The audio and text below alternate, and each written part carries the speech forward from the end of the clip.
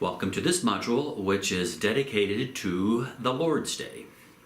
Now notice I didn't say Sunday.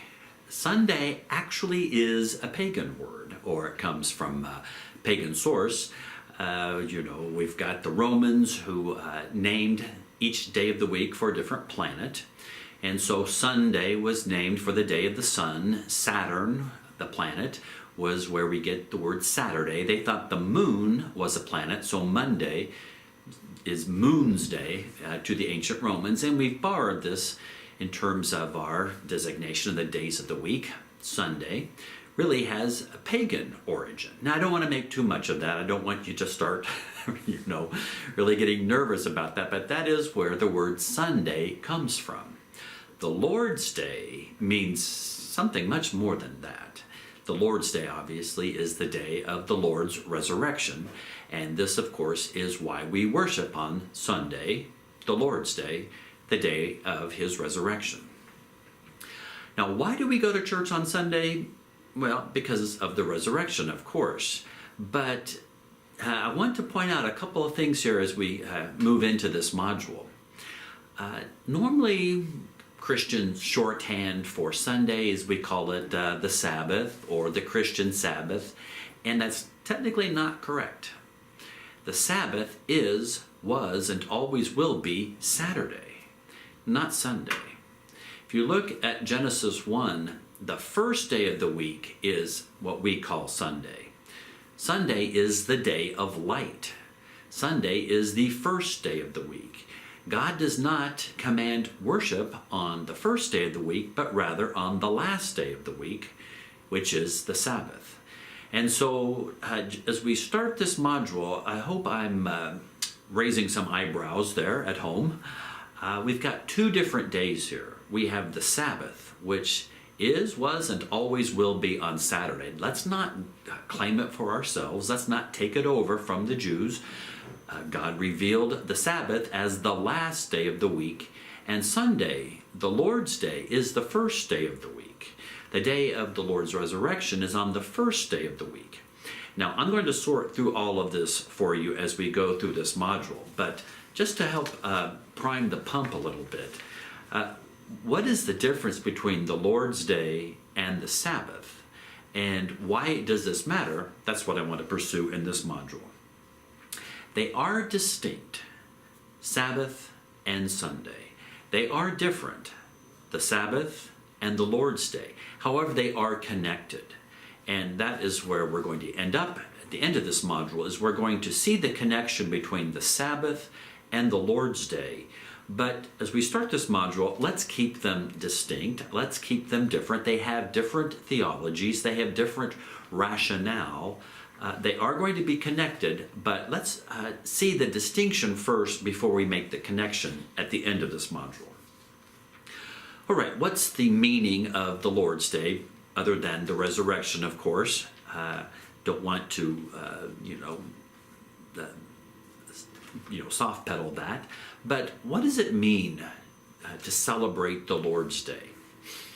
Well, let's look at a place called Abitina in North Africa. I want to take you to Abitina in North Africa as we move into this module. What's going on at Abitina in northern Africa? Maybe to help set the scene here, you remember that scene in Gladiator where Russell Crowe is out in the province of the Roman Empire, and he's out in this backwater, dusty, dirty little place, and he sort of has to fight his way up to the big time, up to the Colosseum in ancient Rome, where he starts off in that dusty, dirty, backwater little place in northern Africa. Well, that's a good visual for us as we begin this module. Abitina in northern Africa. It would have been part of the Roman Empire. It would have been a backwater little province, Abitina, in the Roman Empire. And I want to take you to Abitina, and the year is 304 AD. Now, what is going on in Abitina in 304 AD? Well, we are right in the middle of the last persecution against the early Christians. The last great persecution against Christianity was led by Emperor Diocletian, and he dies in 310. So you can see 304, the year that I want to bring to your attention, we're just 6 years to go before Diocletian is going to meet his end. And then in 313, Constantine is going to have his vision at the Milvian Bridge, and he's going to then legalize Christianity. So Christianity right now in 304 is right on the verge of being recognized as a legal religion, but not yet. We're in the last gasp of the Roman Empire and its attack on Christianity in 304 in Abytinia. Now, what's going on here? In 304, a group of Christians is arrested in Abytinia. And what's their crime? Their crime is they dared to hold a liturgical assembly. They dared to go to Mass. They dared to celebrate the Eucharist on the Lord's Day in defiance of Diocletian's ban against Christianity. So they are arrested at the liturgy and they are hauled into court, to prison, and they are then put on trial for violating Diocletian's ban against Christianity. And we have a recording, or the record, I should say, of the trial and the proceedings against them. If you just Google Acts of the Abytinian Martyrs, you can read about the charges against them and the way the trial proceeded and the way they met their death.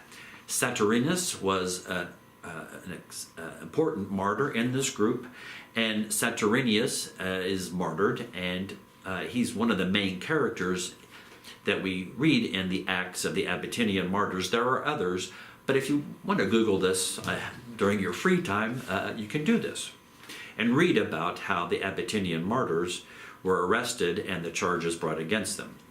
Now, why haven't you heard about the Abytinian martyrs before now? Well, one of the reasons, the main reason, is because they're really among the Donatist heretics later. Remember Donatism?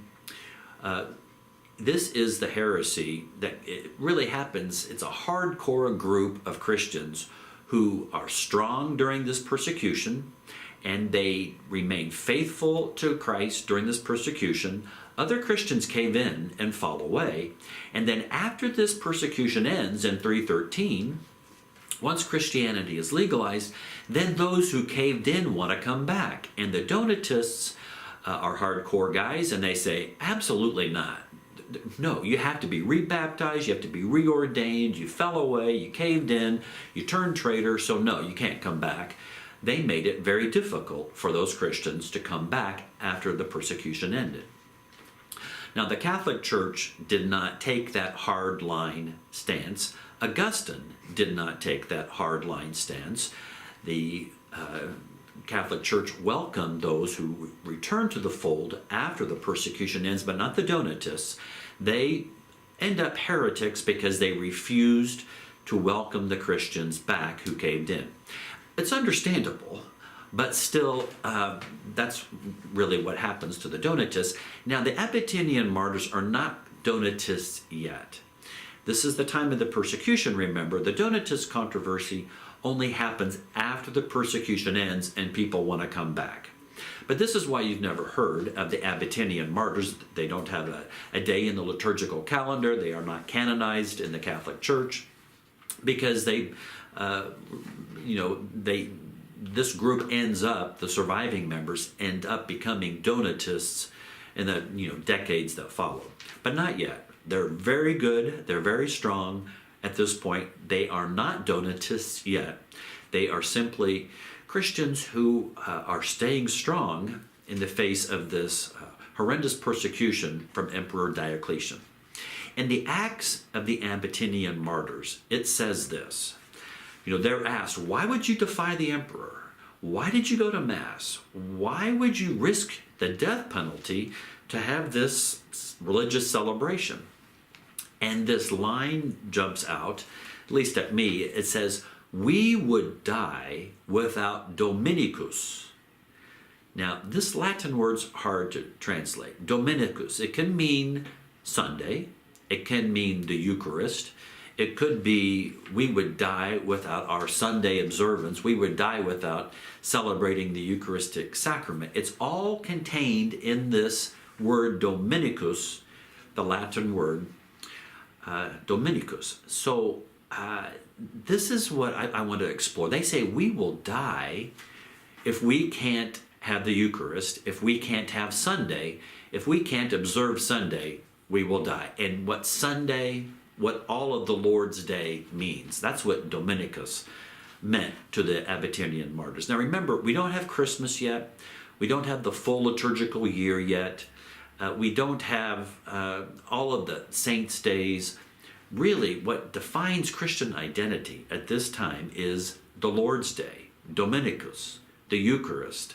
That's the heart of Christian identity. And so the Abytinian martyrs say, yeah, we'll risk the death penalty from Emperor Diocletian because we're going to die if we don't celebrate Dominicus. If we don't celebrate the Eucharist on the Lord's Day, then we're not Christians. This is what constitutes our identity, is celebrating Dominicus, celebrating the Lord's Day, celebrating the sacrament of the Eucharist on the Lord's Day. So notice Dominicus, the Lord's Day, it's a whole lot more than just sleeping in. It's a whole lot more than just not doing any work on Sunday. It's a whole lot more certainly than catching up on our shopping. I mean, I'm being a little facetious here, but what Sunday means to a lot of people today is a long way away from what Dominicus, the Lord's Day, the Eucharist, meant to the Abytinian martyrs. Saint Ignatius of Antioch, he lives before the Abytinian martyrs, but he's an even earlier witness to the Lord's Day. And Saint Ignatius of Antioch puts it like this: we do not then observe the Sabbath in the manner of the Jews, and we do not suffer from inertia and inactivity, because he who does not work does not eat. That's 2 Thessalonians 3 verse 10. Rather, each of you maintains the practice of the Sabbath in its spiritual sense. Now this is getting warmer for us as Christians. Notice we have the distinction here. We have the Sabbath and we have the Lord's Day. But even early on, Ignatius of Antioch is going to say, we celebrate the Sabbath, but in its spiritual sense. We don't celebrate the Sabbath according to Jewish regulations. However, we take the spiritual sense of it, and that's what we celebrate on the Lord's Day. So what is this spiritual sense of the Sabbath? We see a little bit of it with the Abytinian martyrs, this utter dedication, this total reliance on celebrating the Eucharist on Sunday. But it's going to be more than that. It's going to be richer than that. There's going to be more to it than that, as essential and as noble as it is the way the Abytinian martyrs celebrated the Lord's Day. How can we recover the spiritual sense of the Lord's Day? That's what I really want to highlight throughout the rest of this module, and I promise you we'll get there.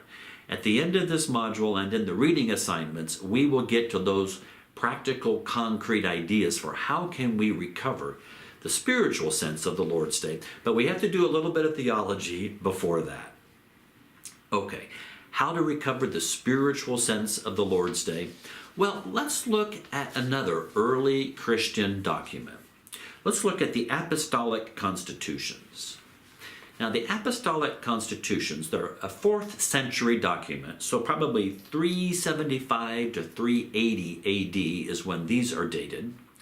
The Apostolic Constitutions, it sounds like they were written by the apostles, but there's no way they could have been. I mean, it's from the 4th century, this document. Now, don't let that throw you either. This was a very common convention in the ancient world. People would assume, or write under a pseudonym, or assume the name of a famous person just to get a hearing for their thoughts. Now, we don't do this today, and in fact, we would call this plagiarism today, but that's our convention. That's our modern way of looking at it. This just was not the way they thought back then. And so in no way were they trying to deceive. They were not trying to, pass something off as somebody else's work or whatever. The Apostolic Constitutions, it assumes the mantle of apostolic authorship just so people will read it and so that these ideas will gain a hearing. The apostolic constitutions, 4th century, probably arose in Syria, and these are 8 treatises that tell us an awful lot about church order in the early church of the 4th century. Probably a manual of instruction for the clergy, but it's important for even beyond that. Okay, here's a quotation from the apostolic constitutions that I think will help us as we continue to explore what is the spiritual sense of the Lord's Day that we can recover in our lives. This is from the 7th treatise, Article 23, verse 3, and it says this: I, Peter, and I, Paul, again, assuming apostolic authorship when it's written in the 4th century, but still writing under a pseudonym, I, Peter, and I, Paul, make the order. The servant must work 5 days. He must, however, arrange time on the Sabbath and on the day of the Lord in order to receive catechetical instruction on the faith of the church. The Sabbath, in fact, has its foundation in creation, the day of the Lord in the resurrection. So here we can see 2 foundational ideas that gird the theology of these 2 different days. The Sabbath has its foundation in creation, the Lord's Day in the resurrection. Now we can also think of the resurrection as the new creation, as the first fruits of the new creation, that Christ, when he was raised, enjoyed the first fruits of the new creation. But let's just keep these 2 ideas and play with these 2 ideas a little, and they will help shed further light on the distinction between the Sabbath day and the Lord's Day that will be connected at the end, but not quite yet. Okay, the Sabbath having its foundation in creation. What do we mean by this? Or what did the author of the Apostolic Constitutions mean by this? Well, think of the difference between the word world and creation. It's a world of difference, no pun intended.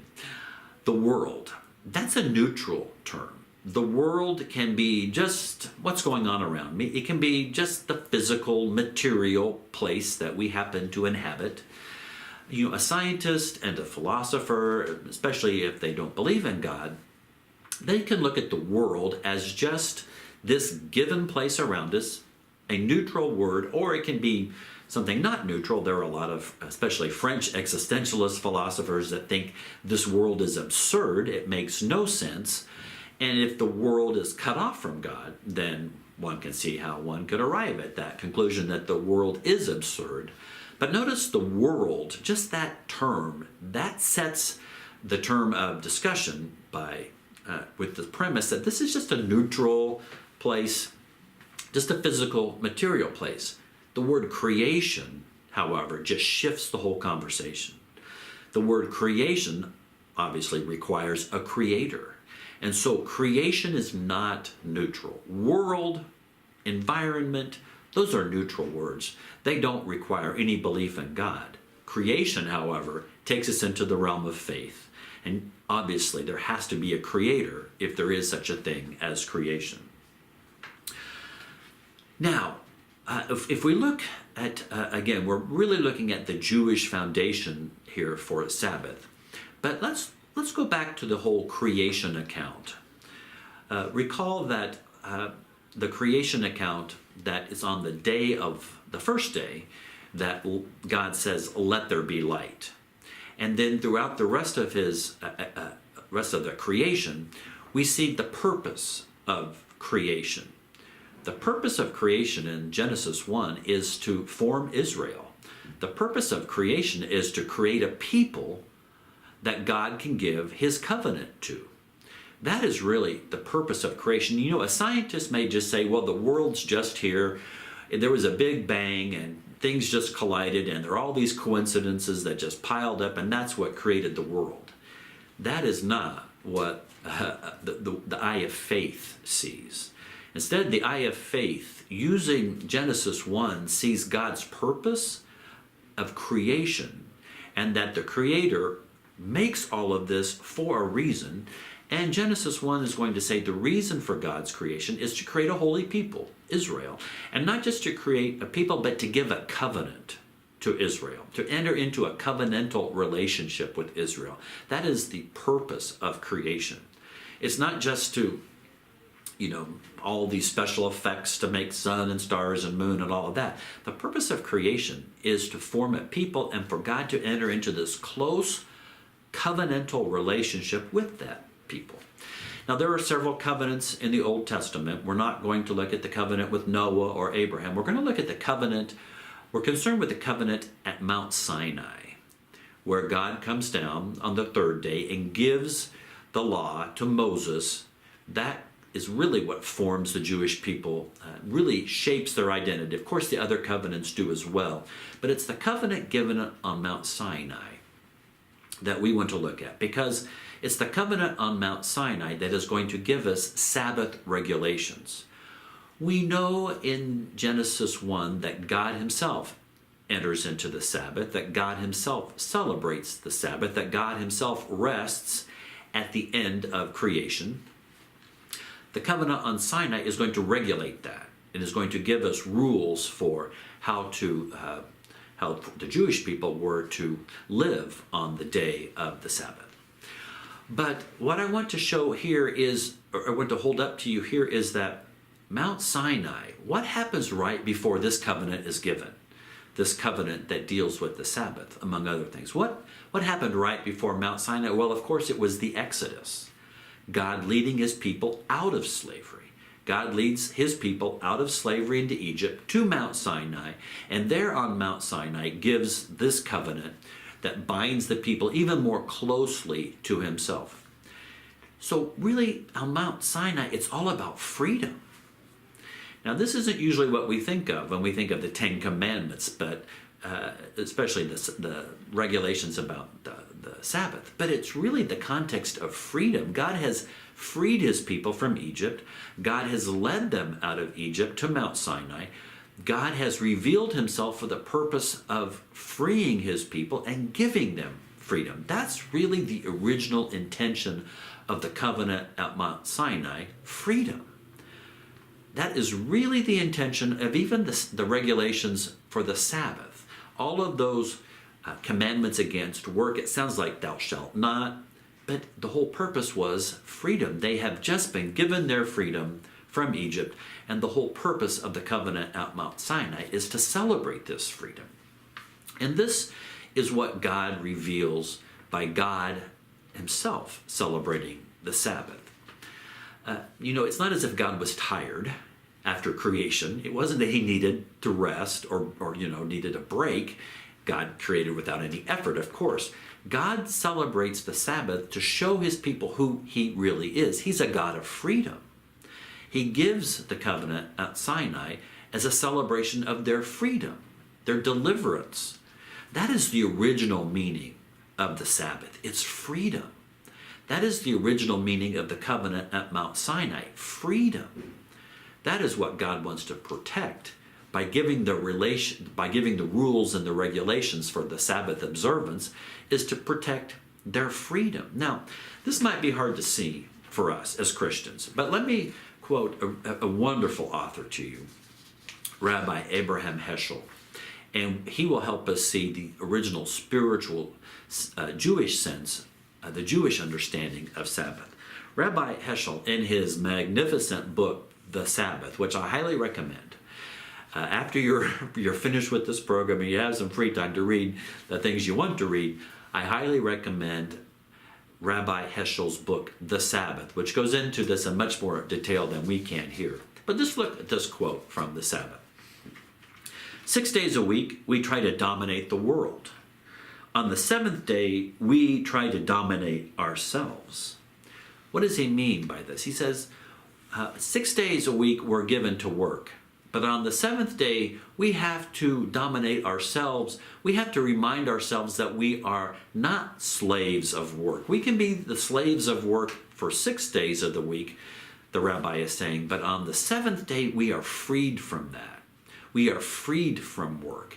And so all of the Jewish regulations were not meant as impositions, but to ensure that at least one day out of the week, people were freed from work, freed from all these obligations. A slave could not celebrate the Sabbath. Slaves never got a Sabbath. Slaves never had that kind of day off. Only free people could celebrate the Sabbath. That's the original meaning of the Sabbath, is freedom. Free people freely celebrating their freedom. I know that sounds like it's a redundant statement, but I think it's making the point. The Sabbath is originally about freedom. God has freed his people from Egypt, and he gives them the Sabbath to remind them that they are free people.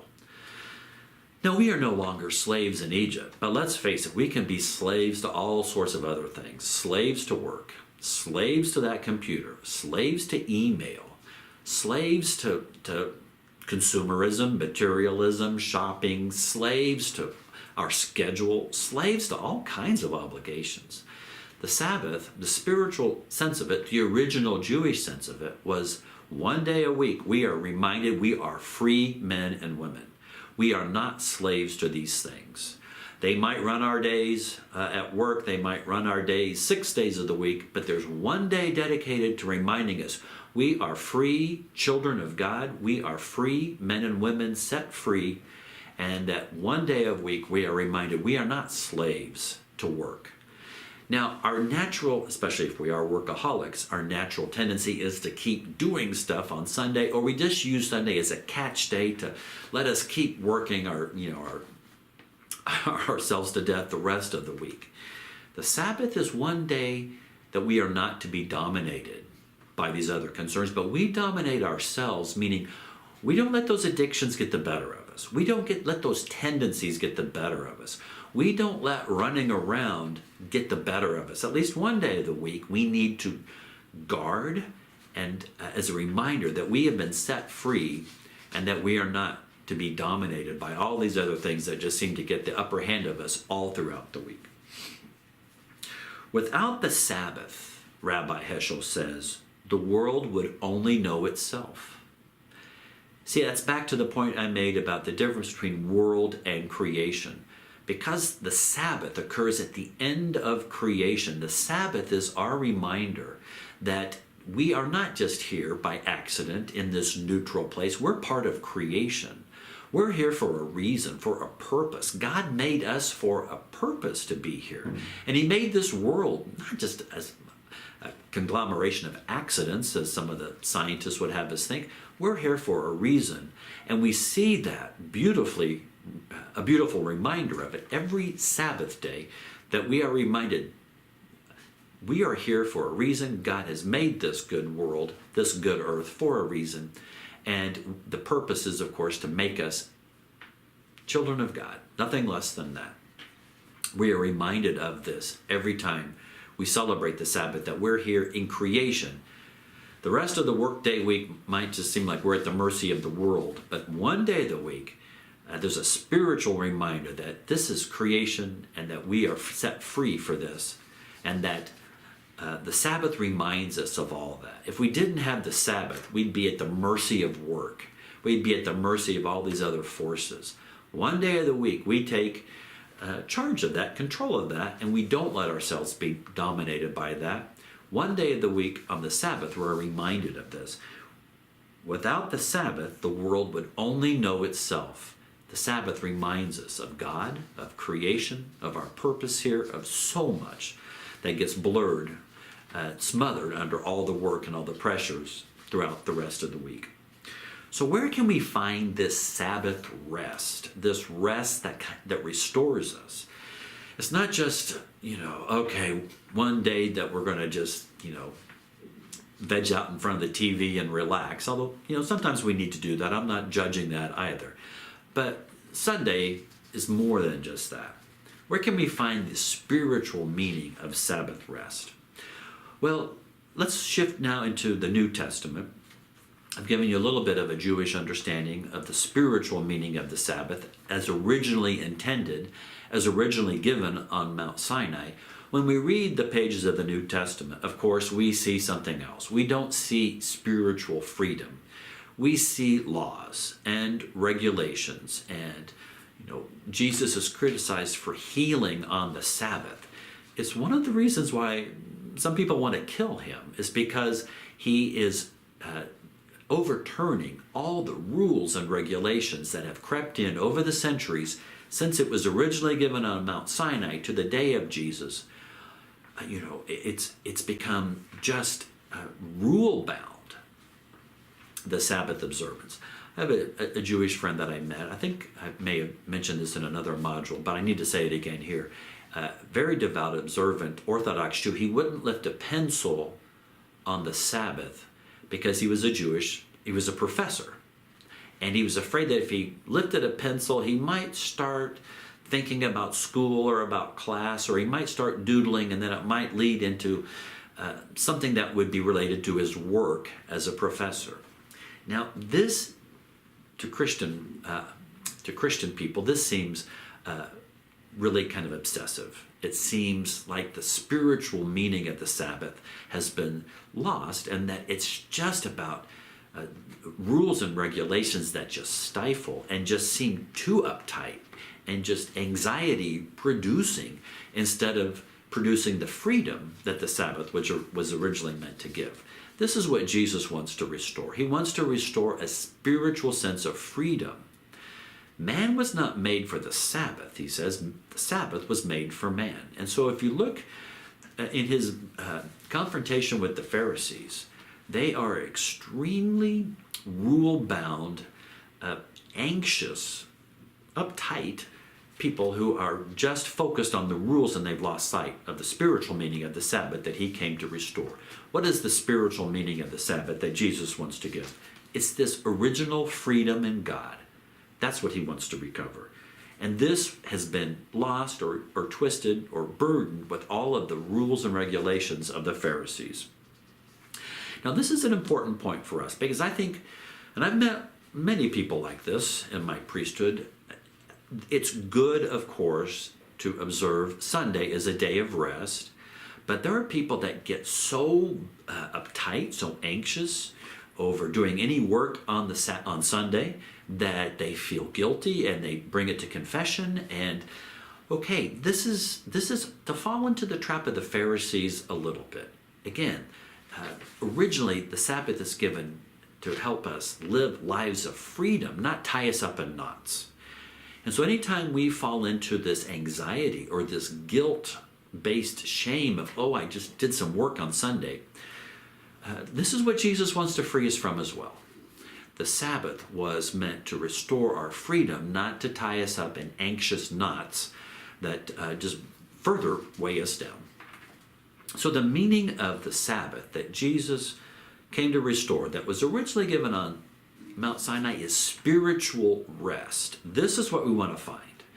This is what we want to recover. This is what we want our Sunday celebration to be, is spiritual rest in its deepest sense. This is what we want to recover. And we're going to see some very practical ways of doing this, of recovering this spiritual rest. Now, it can be different things for different people. So it's not as if I'm going to give you 5 things to do to recover spiritual rest in your life. And then if you don't do the 5, then somehow you're falling short, and then you're not doing it right. That's to fall back into the trap of the Pharisees. Where you find spiritual rest can be up to you.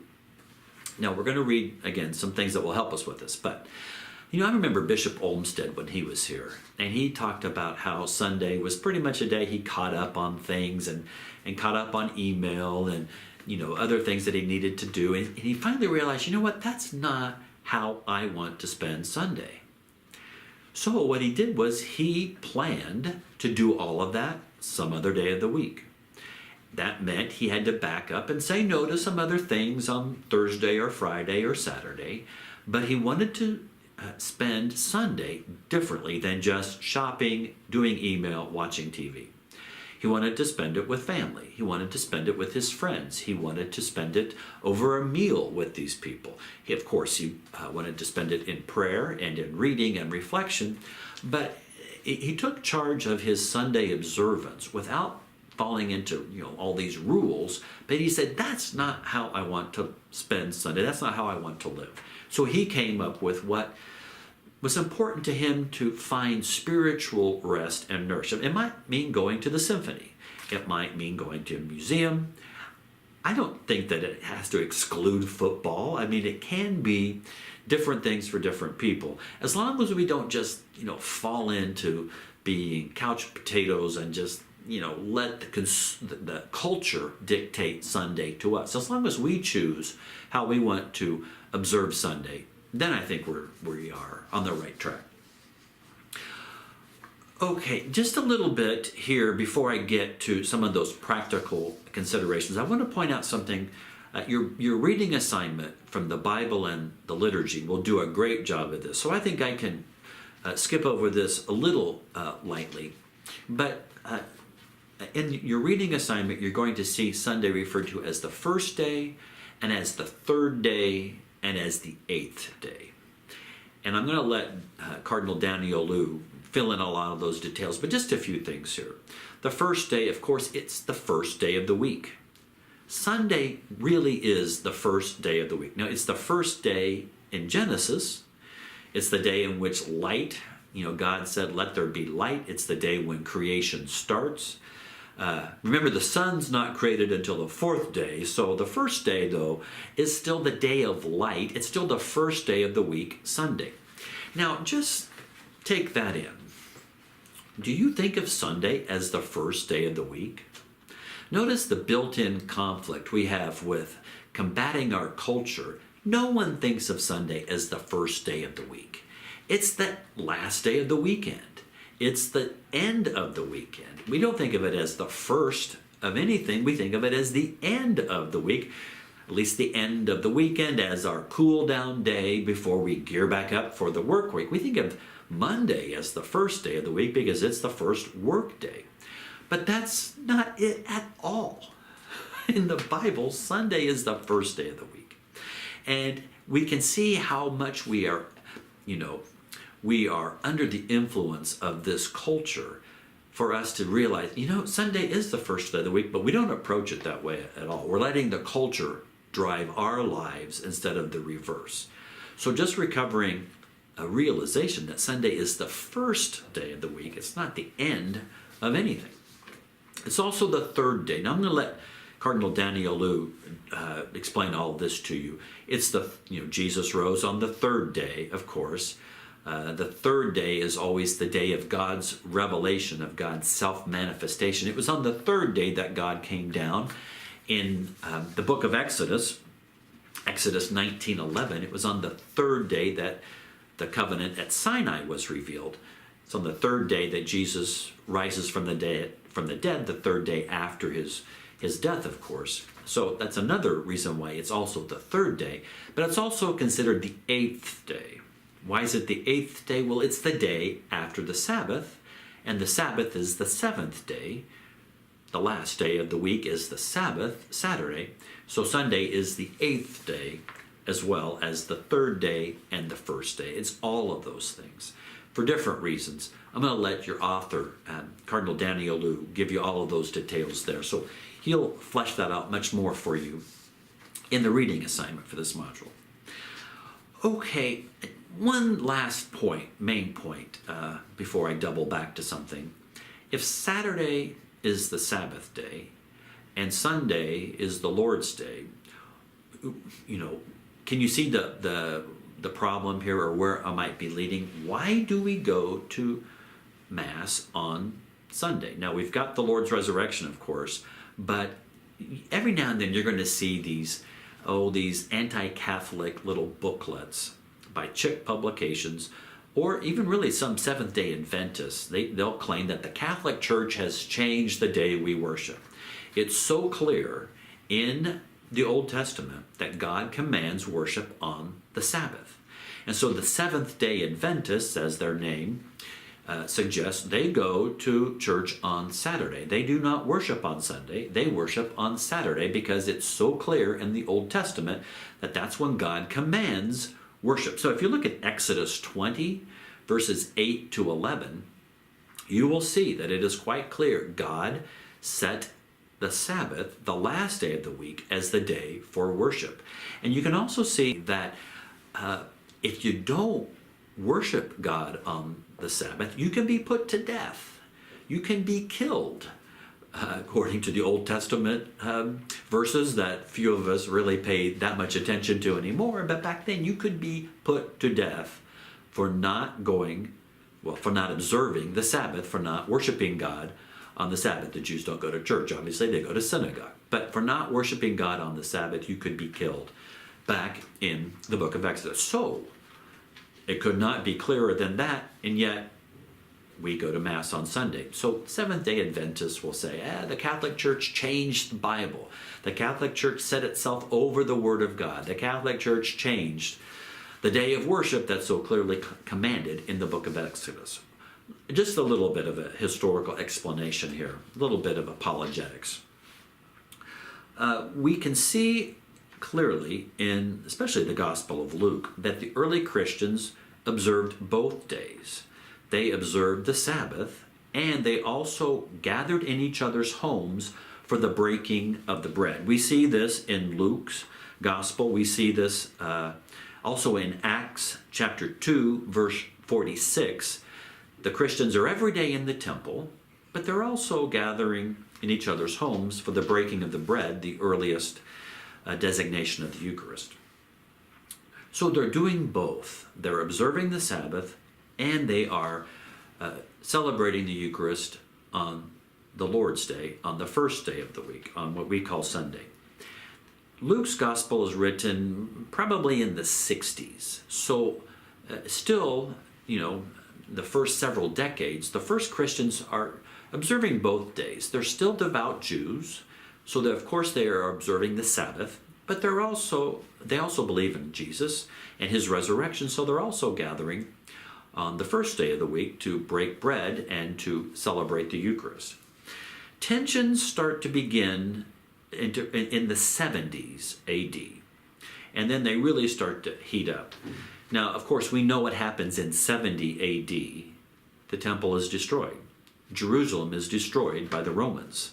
This is a cataclysm of the highest degree for the Jewish people.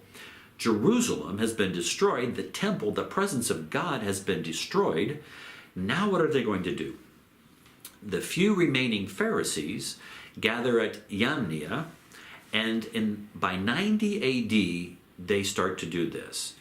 In the synagogue service, they start to insert curses against the followers of Jesus. Now, they call them the 18 benedictions, but that's a nice way of putting it. They're actually admonitions, accusations against the followers of Jesus. And so here's an example of this. This is number 12, the prayer against slanderers. That's what they're going to call the Christians or the followers of Jesus. They are the slanderers. And for slanderers, let there be no hope. Let all wickedness perish as in a moment. This is a prayer that's offered at the synagogue. So the prayer against the slanderers is meant as strong push out of the synagogue. If you're a follower of Jesus, you're made unwelcome in the synagogue services starting after 90 AD. Now, I don't fault the Jewish people for doing this at all. Remember, their very existence is at stake here. They are threatened with extinction. They circle their wagons as anybody would do, and they say, this is what it means to be a Jew.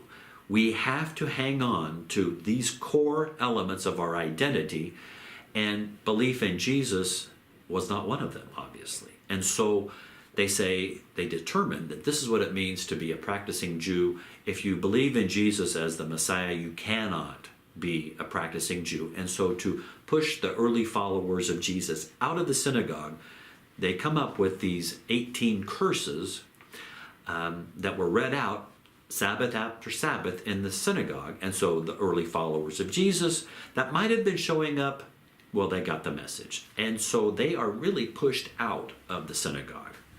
It's not the Catholic Church changing anything. Instead, Christians, followers of Jesus, were no longer welcome at the synagogue services on the Sabbath. So they stopped going to the synagogue on the Sabbath. They were pushed out of the synagogue services on the Sabbath. What they're left with is the breaking of the bread on the Lord's Day on Sunday. And so this is why Christians go to Mass on Sunday and the Jews go to the synagogue on Saturday. The Catholic Church didn't change anything. said for historical reasons, Christians are pushed out of synagogue observance and are left with Sunday observance, liturgical observance of the breaking of the bread on Sunday. Okay, I hope that explains that. Let's get back to what I mentioned right before this about the difference between the Sabbath and the Lord's Day. They are distinct days. We can see that now, but they're also connected. Cardinal Joseph Ratzinger has a magnificent book on creation and on the Sabbath, and he says, while they are distinct, we do not want to strictly separate them. Instead, we want to look at the Lord's Day as the spiritual celebration of the Sabbath. The New Testament is the spiritualization of the Old Testament. So we cannot strictly separate Sabbath from Lord's Day observance, according to Cardinal Ratzinger. But because the Lord's Day is the spiritualization of Sabbath observance, and it's trying to reclaim the original spiritual sense of freedom, it's not just about, not going to work. It's not just about that. Now, that's, again, a good intention, but it can't be just reduced to an absence of work. And so, a lot of people were upset when the blue laws were lifted back in the 60s, where businesses were forced to be closed on Sunday. Cardinal Ratzinger would say, we can't reduce the Sabbath just to that. If we do, we've really lost sight of the original rich vision of the Lord's Day as the Christian Sabbath, as the spiritualization of the original Sabbath. So the Lord's Day is meant to be a recovery of the spiritual rest, the spiritual sense, the sense of freedom that the Sabbath is all about. Okay, I think you've got that point. Time for some concrete steps for how we can recover the spiritual sense of the Lord's Day. And to do that, we're going to read Dies Domini, which means Day of the Lord, or the Lord's Day in Latin. This is an apostolic exhortation from Saint Pope John Paul II. And this is going to be part of your reading assignment. So we're going to continue reading the Bible and the liturgy. You have that on your syllabus. It gives you a lot of historical and liturgical detail concerning the Lord's Day. But I also want to get to the practical. How can we better observe the Lord's Day in our family, in our personal life? That's what I want to look at in the threaded discussion. So thank you for your attention with this module. The reading assignment will be those chapters from the Bible and the liturgy, as well as the reading of Dies Domini from Saint Pope John Paul II. And then after you read the apostolic exhortation, Dies Domini, then we're going to take this up in the threaded discussions. And I want to focus on concrete ways Sunday can be observed better. It can't just be about not working. There's a whole theological richness and a spiritual richness that we want to recover, and we will in the study group discussions after you've finished the reading assignment. Okay, thank you for your attention on this module. Till next time, goodbye and God bless.